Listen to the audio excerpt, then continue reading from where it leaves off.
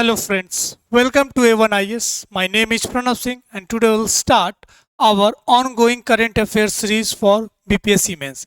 हमने कल एक इम्पॉर्टेंट टॉपिक डिस्कशन किया था एनर्जी ट्रांजिशन को लेकर और एनर्जी सिक्योरिटी को लेकर।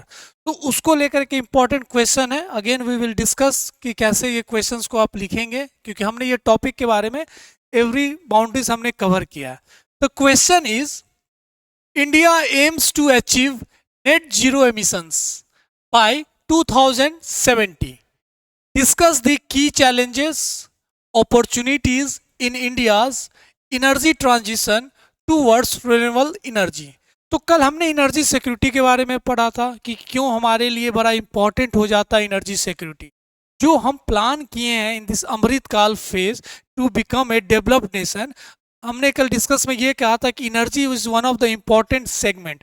अगर कोई भी कंट्री एनर्जी इंडिपेंडेंट होती है तो आने वाले समय में बिकम ए पावरफुल कंट्री। तो जियो पॉलिटिक्स हो या किसी भी कंट्री के इंटरनल इकोनॉमी को लेकर बात हो, डेवलपमेंट की बात हो, तो एनर्जी बहुत इंपॉर्टेंट रोल प्ले करता है। तो भारत उसी फेज में एनर्जी सिक्योरिटी को लेकर बहुत फोकस है। अब एनर्जी सिक्योरिटी तभी होगा जब हम एनर्जी ट्रांजिशन की बात कर रहे हैं, क्योंकि 90% ऑफ एनर्जी जो आज हमारा डिमांड को पूरा करता है which comes from the fossil fuels.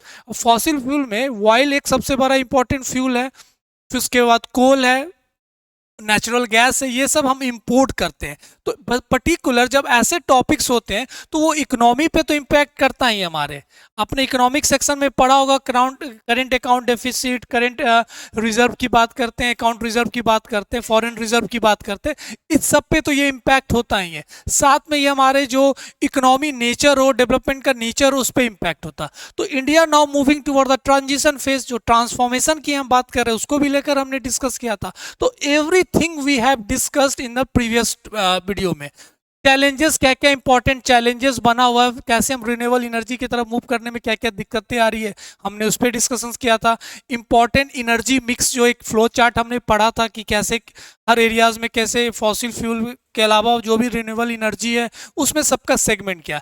तो please right this type of questions जिसमें आपको समझ में आएगा, जो ज्योग्राफी, पर्टिकुलर ज्योग्राफी में जहाँ सोर्सेस की बात है, एनर्जी सोर्सेज की बात है, और साथ में इकोनॉमी को लेकर, तो ऐसे क्वेश्चन क्लब किए रहते हैं बीपीएससी मेंस में। तो please again write this type of question, आपके पास अच्छे इंफॉर्मेशन है, कंटेंट है, and practise more and more. Now we move to the important topic in this module, economy module जो हम पढ़ रहे हैं। आज जो हमें टॉपिक पढ़ना है वो है इंडियाज ग्रोथ एम्प्लॉयमेंट पैराडॉक्स। हम भारत में इकोनॉमिक ग्रोथ की बात कर रहे हैं, and we know that India is one of the highest growing economy in the world। लेकिन पैराडॉक्सिकली द इंपॉर्टेंट चैलेंजेस जो बना है जॉबलेस ग्रोथ को लेकर। पर्टिकुलर हम ग्रोथ की तो बात कर रहे हैं, लेकिन जैसा जॉबलेस, जैसा जॉब होना चाहिए, जैसा जॉब अपॉर्चुनिटीज होना चाहिए, क्रिएशन होना चाहिए equivalent to the economic growth, वैसा नहीं हो रहा। तो ये एक इंपॉर्टेंट डिस्कशन शुरू होने लगा है कि भारत कैसा ग्रोथ की बात कर रहा है, ऐसा ग्रोथ जहां पे जॉब डेवलपमेंट ही नहीं हो रहे, जॉब क्रिएट नहीं हो रहे, जनरेट नहीं हो रहे। तो this is one of the important topic. और आपने देखा होगा हमेशा ये डिबेट बना रहता है, India is one of the largest economy, पर वैसा जॉब क्यों नहीं क्रिएट हो रहा है, what are the important factors, इसके इंपॉर्टेंट इंपैक्ट क्या पड़ने वाला है भारत के अपकमिंग फ्यूचर को लेकर। तो ये बहुत इंपॉर्टेंट चीज हो जाता है। तो every scenario, every boundaries we have to discussion. ये मैंने ऐसे आर्टिकल से कुछ इंपॉर्टेंट इंफॉर्मेशन लगाए हैं जो समझने के लिए कि कितने इंपॉर्टेंट टॉपिक है, जो आपने हर दिन आर्टिकल्स में पढ़ा होगा, द हिंदू में, एक्सप्रेस में, बिजनेस स्टैंडर्ड्स में या फ्रंटलाइन में। तो ऐसे करके तो वो बहुत इंपॉर्टेंट टॉपिक बन जाता है आज के डिस्कशन में। When we talk about the what is the economic growth, आपने ही पढ़ा होगा इकोनॉमी में, स्टैटिक पार्ट में। और जब हम इकोनॉमिक ग्रोथ की बात करते हैं तो इसका मतलब ये हो गया, इकोनॉमिक ग्रोथ की जब हम बात करते हैं, it means that it equates and translates the generation of और generating the job also। When we talk about economic growth, जब हम इकोनॉमिक ग्रोथ की बात कर रहे हैं तो इसका मतलब इक्विवेलेंट कि हमारे लिए जॉब भी क्रिएशन होगा, और ये माना ही जाता है इकोनॉमिक्स में। तो जहां इकोनॉमिक डेवलपमेंट हो रहे, ग्रोथ हो रहे, वहां पे जॉब जनरेशन होंगे ही, जनरेट होंगे, एक तरीके से बहुत ह्यूज डेवलपमेंट ऑफ जॉब्स होगा। लेकिन भारत में अगर करंट सिनारियो में देखिएगा, अगर we are developing, we are growthing from around 5 to 6% per annum, अगर हमारा इकोनॉमिक ग्रोथ अगर 5 से 6% है, तो जो जॉब ग्रोथ है वो अराउंड 1% है। तो ये जो एक पैराडॉक्स बना हुआ है, इसी को लेकर आज हमें चर्चा करना है। अब ये एम्प्लॉयमेंट जो ग्रोथ हो रहा है, इसको हमें समझना है कि जॉबलेस ग्रोथ क्या होता है, एम्प्लॉयमेंट इलास्टिसिटी क्या होता है, और what are the important factors. अगर हम हिस्टोरिकल बैकग्राउंड की अगर बात करें, तो अगर आप 1970s की बात कीजिएगा, तो उस समय जो भारत का इकोनॉमिक ग्रोथ था वो अराउंड 3 to 4% था, एंड पैरेलली जो जॉब ग्रोथ था वो भी साथ में 3% के आसपास की ग्रोथ हो रही थी।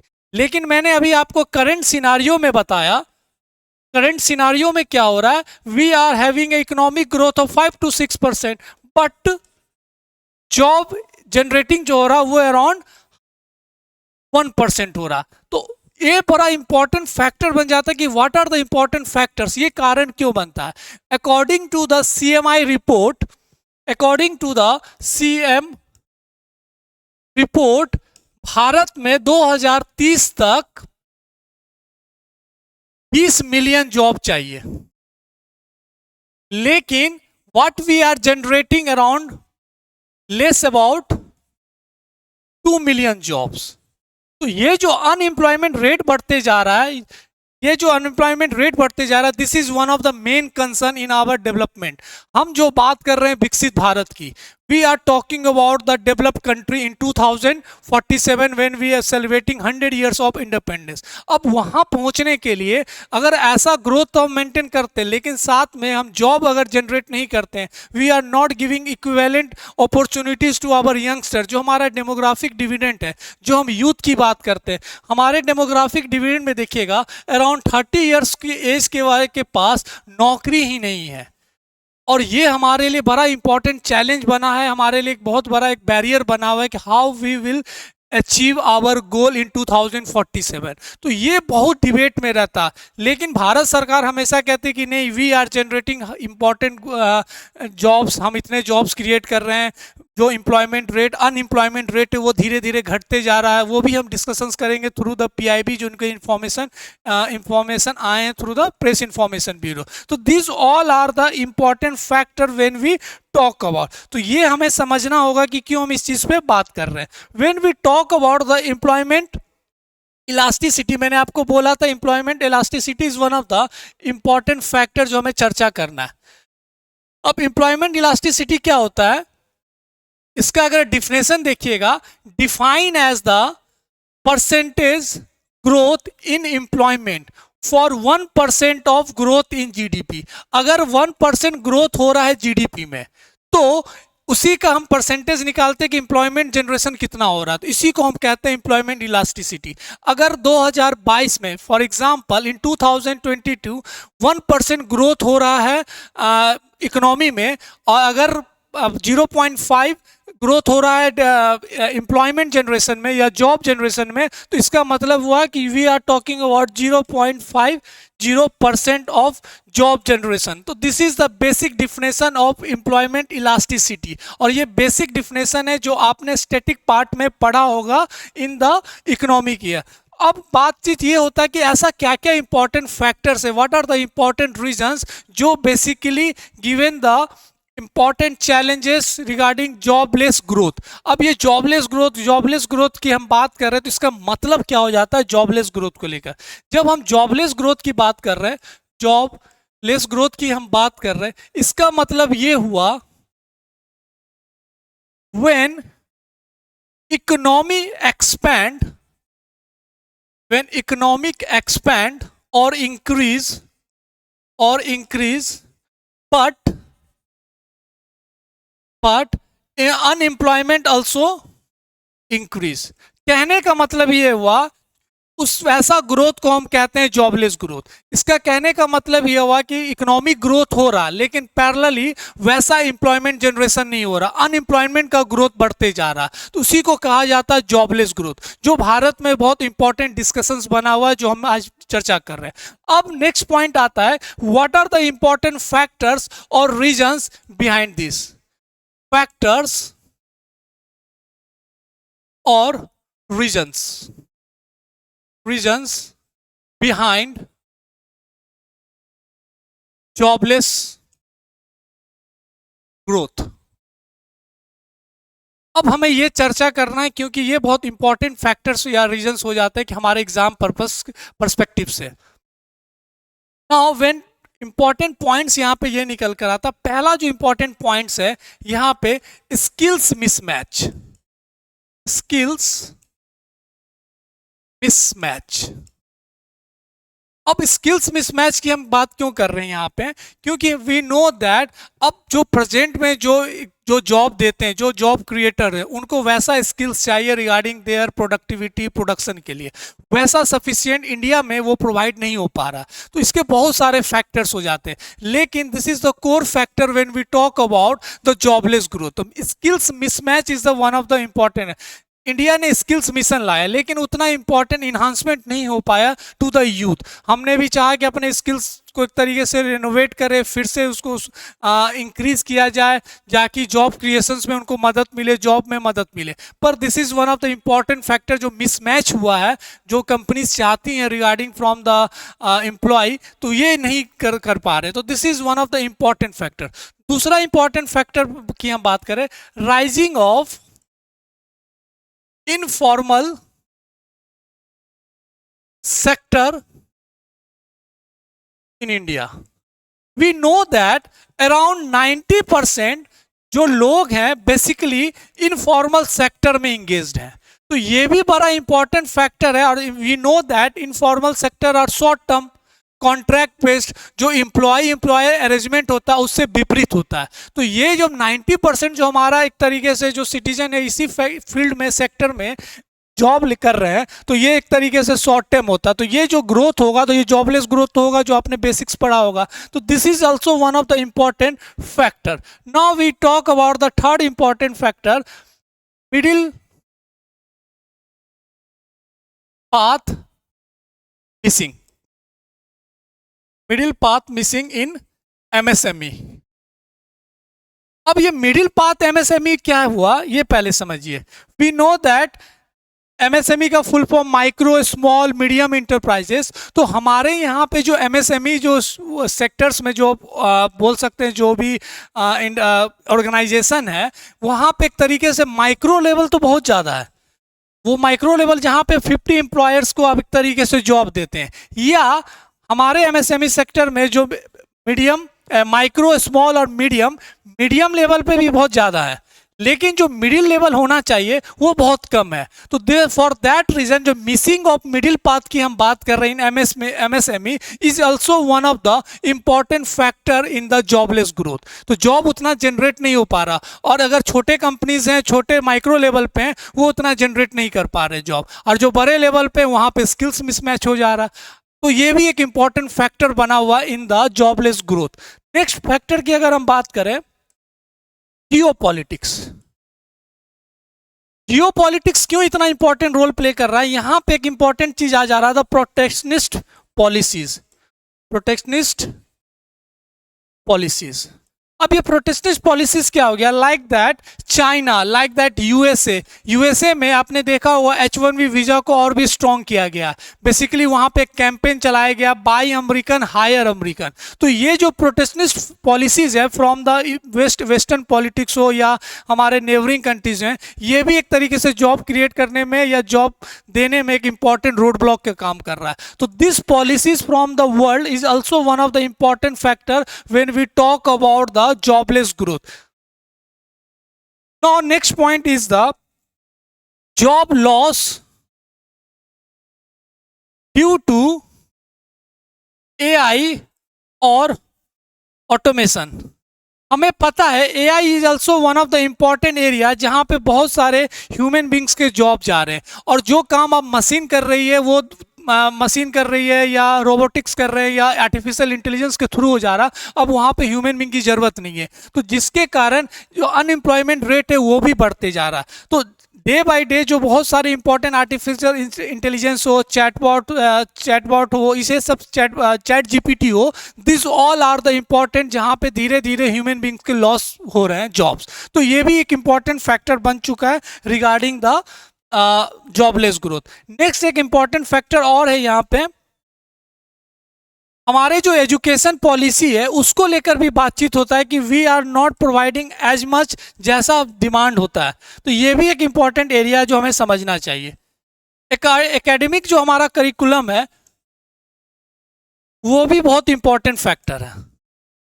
फॉर दैट रीज़न इंडिया ने नया एजुकेशन पॉलिसी जनरेट किया जहाँ पे 5+3+3+2+1 का जो स्ट्रक्चर उन्होंने किया है कि स्किल्स को लेकर बहुत सारे इनोवेशंस को लेकर पढ़ाई किया जाएगा फ्रॉम द बिगनिंग। तो academic curriculum is also not matching with the today's world जैसा डिमांड है। तो ये सारे इंपॉर्टेंट फैक्टर हैं जिसमें हमें समझना चाहिए कि क्या क्या चीज़ है। तो पहला हमने पढ़ा था skill mismatch, protectionist policy, middle path missing.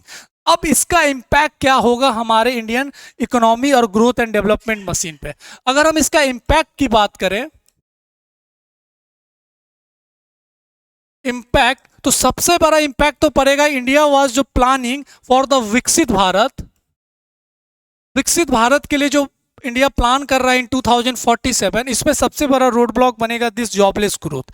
हम जो अचीव करना चाहते हैं वो नहीं हो सकता।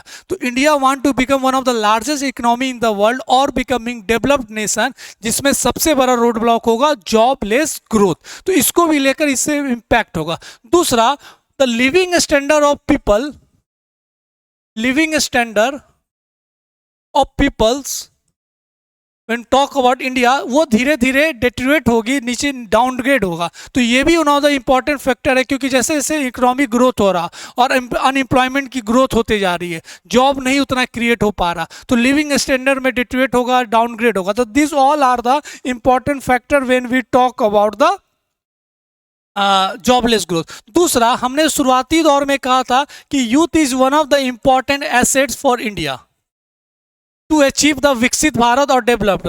लेकिन अगर हम इसको यहाँ पे जॉब नहीं दे पाते हैं तो आने वाले समय में they will suffer from the age crisis. तो एज वाला ओल्ड एज क्राइसिस से अगर वो सफ़र करेंगे और प्रेजेंट डेट में हम उनको जॉब नहीं दे पा रहे तो इसका इम्पैक्ट हमारे फ्यूचर प्रोस्पेक्ट पे पड़ेगा। तो this all are the important impact when we talk about the jobless growth, जो आपने पढ़ा भी होगा। Again I am saying jobless growth को लेकर बहुत सारे न्यूज़ डिबेट्स होते हैं। यू हैव टू अंडरस्टैंड कि this type of question arise, क्योंकि बहुत सारे आर्टिकल्स में इसके न्यूज़ होते हैं। अब हम बात करते हैं नेक्स्ट पॉइंट कि अब इंडिया गवर्नमेंट या central government what are taken initiatives regarding this jobless growth को लेकर कि कैसे जॉब क्रिएट हो। तो हम अगर गवर्नमेंट की बात करें तो पहला एक हो जाता है पॉलिसीज। और पॉलिसीज में आपको पता होगा प्रधानमंत्री कौशल विकास योजना, प्रधानमंत्री कौशल विकास योजना जो बेसिकली स्किल्स डेवलपमेंट की बात करती है, जो स्किल्स मिसमैच है उसको एक तरीके से रिमूव करने की बात होती है। अटल थिंकिंग लैब्स,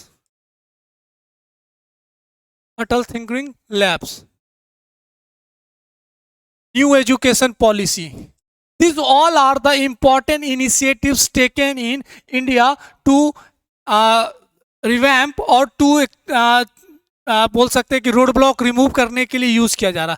दूसरा पॉइंट अगर हम इस पे बात करें, हमें पता है यूनियन बजट में भी इस चीज को लेकर चर्चा हुआ।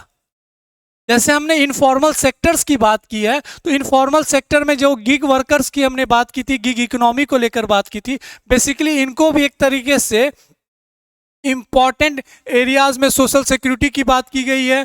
दूसरा इंपॉर्टेंट जॉब्स को लेकर बात की गई है, तो इन ई श्रम पोर्टल की बात की गई है, जन आरोग्य मिशंस को लेकर बात किया गया। तो this all are the important initiatives taken by India. E Shram portal, Jan Arogya missions, this all are comes under the government initiatives taken by regarding this. तो अब इसको लेकर बहुत सारे न्यूज में रहते हैं। एक इंपॉर्टेंट रिपोर्ट भी आया regarding this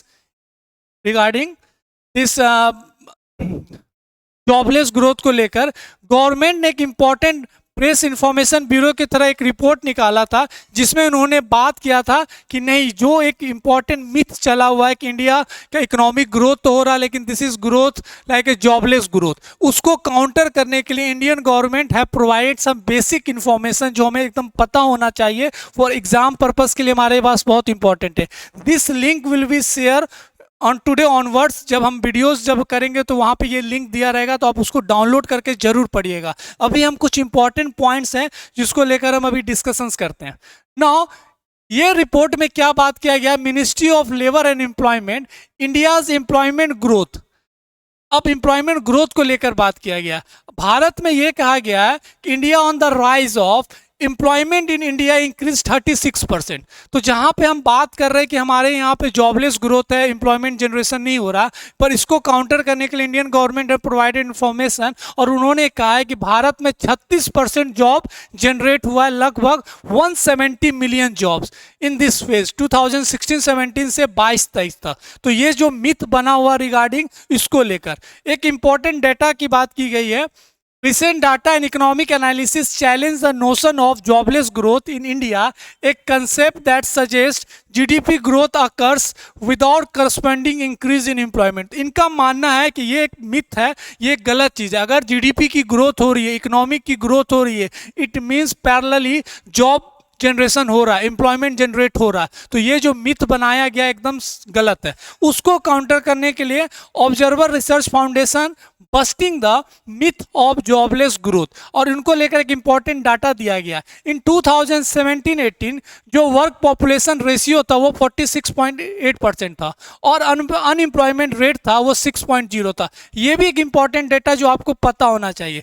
when you write economy mains answers, थोड़े डाटा आपको याद होना चाहिए, it will help you in reach your answer. और यहाँ पे आप 1-2 नंबर ज़्यादा आपको मिल सकता है, क्योंकि कुछ चीज़ को आप डाटा के थ्रू ही प्रूव कर सकते हैं कि आप क्या कहना चाहते हैं और आपके आंसर्स में क्या इंपॉर्टेंट पॉइंट्स है जो वैलिडेट करता है। तो डाटा इकोनॉमी वाले क्वेश्चंस में थोड़ा सा याद रखिएगा।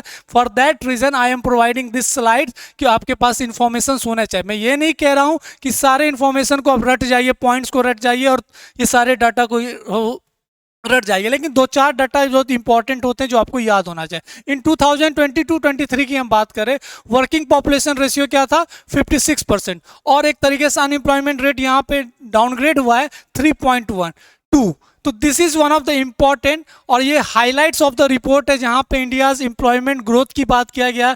ये ग्राफ, ये मैप आपको समझाएगा कि कैसे इंपॉर्टेंट ग्रोथ हुआ इन द एम्प्लॉयमेंट फेज, जहाँ पे हम 170 मिलियन जॉब्स की बात कर रहे हैं। दूसरा, वर्किंग पॉपुलेशन रेशियो को लेकर बात किया गया है कि कैसे पार्टिसिपेशन बढ़ा है in the employment. This all are the important points. Consumption driven growth की बात की गई है। Real monthly per capita consumption expenditure की बात की गई है। This is another important. Employment elasticity की हम बात कर रहे हैं, जो हमने अभी बात किया था 1.1%। इसका कहने का मतलब अगर 1% जीडीपी का इंक्रीज हो रहा है, इकोनॉमी का ग्रोथ हो रहा है, इट मीन्स दैट 1% जॉब का भी इंक्रीज हो रहा है, जॉब ग्रोथ भी हो रहा है। तो ये पर्टिकुलर इन्होंने बताया कि 1.1% इंक्रीज इन जॉब और परसेंटेज इंक्रीज इन। तो this is one of the beneficial data, आपको पता होना है। सेक्टोरल ऑब्जर्वेशंस की बात की गई and economic survey of India में भी सारे इंपॉर्टेंट सेक्टर्स है जिसको लेकर पॉइंट आउट किया गया। तो again I am saying this data, this all information is very important. Please read this whole article in this press information bureau which is provided by on our telegram channel. Understanding the India's economic profile, ये थोड़ा बहुत data आपको याद होना चाहिए। तो जितना बार आप आंसर राइटिंग प्रैक्टिस कीजिएगा, ये धीरे धीरे डेटा आपको याद होते जाएंगे। तो ये बहुत इंपॉर्टेंट है, ये डेटा, ये इंफॉर्मेशंस आपको पता होना चाहिए। Jobless growth is another important topic in this economy module, इसलिए क्योंकि ये को रिलेट करके आएगा। एम्प्लॉयमेंट को लेकर कोई क्वेश्चन रहता है तो वहाँ पे आपको पॉइंट आउट करना है कि कैसे ग्रोथ हो रहा है, कैसे जॉबलेस ग्रोथ हो रहा है। तो हमने दोनों सिनारियों में बात किया कि क्या न्यूज़ में रहा है and what are the important counter by Indian government providing this information, जो एक मिथ बना है जॉबलेस ग्रोथ को लेकर। तो दोनों सिनारियों में आपको पता होना चाहिए, जिस हिसाब से क्वेश्चंस रहेगा उस हिसाब से आपको डील करना चाहिए। तो this is very important when we talk about the jobless growth. तो try to write again more and more, जितना प्रैक्टिस कीजिएगा वैसे डाटा आपको याद होंगे, क्योंकि आपके आंसर्स लिखने के प्रैक्टिस में आ जाएंगे, आपके हैबिट में आ जाएंगे। Again I am saying exam बहुत नज़दीक है, टाइम हमारे पास कम है, अपने पढ़ने का मोमेंटम को बढ़ाइए। Increase your time schedule and duration, क्योंकि this is one of the golden opportunity. कम सीट्स बहुत ज़्यादा है। तो जो भी इकोनॉमिक्स के और भी जो टॉपिक्स होंगे we will cover day by day, जैसे जैसे समय होगा हम टॉपिक्स क्लियर कर देंगे। एंड होप कि आप बहुत अच्छे से पढ़ रहे होंगे। फिर हम मिलते हैं नेक्स्ट वीडियो में, हम again discuss will important topic regarding economy module. ठीक, अच्छे से पढ़िए, फिर मिलते हैं कल। Thank you. खराब